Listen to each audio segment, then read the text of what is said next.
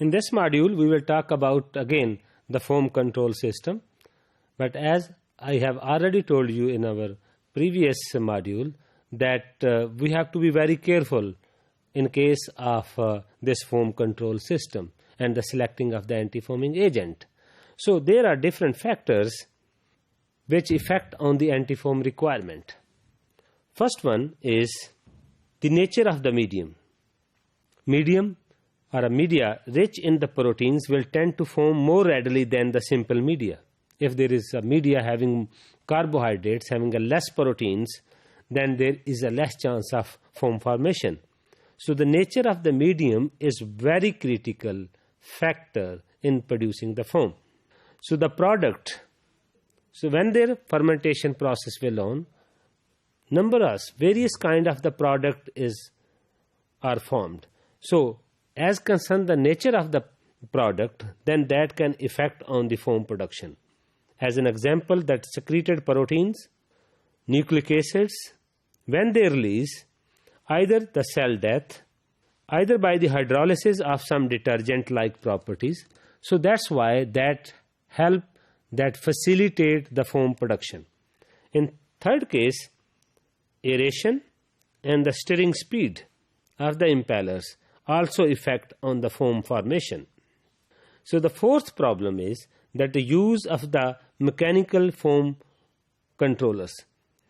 The foam control device such as mechanical and ultrasonic foam breakers help to reduce the anti-foam requirement.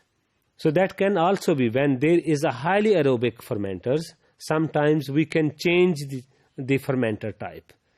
Sometimes the stirred fermenters replaced by the airlift fermenters or any other type of the fermenters. So there are different strategies that can be utilized, that can be used for decreasing the risk of foam formation. So as concerned the fifth, effect on the head space volume.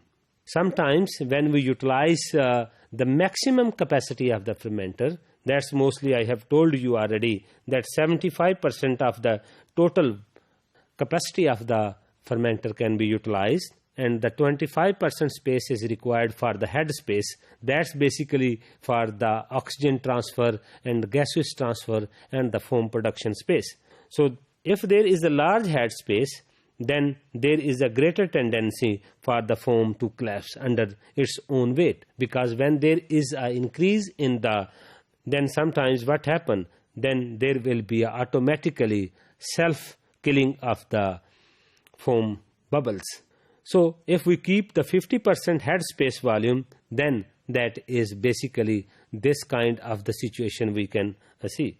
But in case of 75%, we have the problem. So as concerned the fifth, but as concerned the sixth, the condenser temperature. So in laboratory scale reactor, the cold condenser temperature can help to control the foam. So the density of the foam increase when it moves from the warm head space volume to the cold condenser region. So this can cause the foam to collapse. So by this strategy, by using the condenser temperature, we can have the less risk of foam problem. So on the other hand, if there is a chemical antifoamers, then we can use some mechanical foam cutters, as I have already told you in a one point. In this slide, you can see that foam cutters, mechanical foam cutters. But there is one problem by using the mechanical cutters, foam cutters, because in a small scale there are different gadgets and the probes has to be fitted with the fermenter vessels. But in such case, that can only be possible in a large scale or industrial scale fermenter when all such kind of the probes are attached to the surface or the periphery of the fermenters. So that can only be, so there are different shapes, and you can see here that this is having a sharp edge blades, so different shapes. So in this slide you can see another type of foam cutter, and then here you can see another foam cutter which is mostly utilized in a industrial scale fermenters. So there are different engineering shapes which can be utilized, but there is only one problem, that there should be a free space where we are using. Otherwise, there is if there is any probes inserting from the top to the fermentation medium, then we cannot use these mechanical foam cutters attached to the surface of the working volume.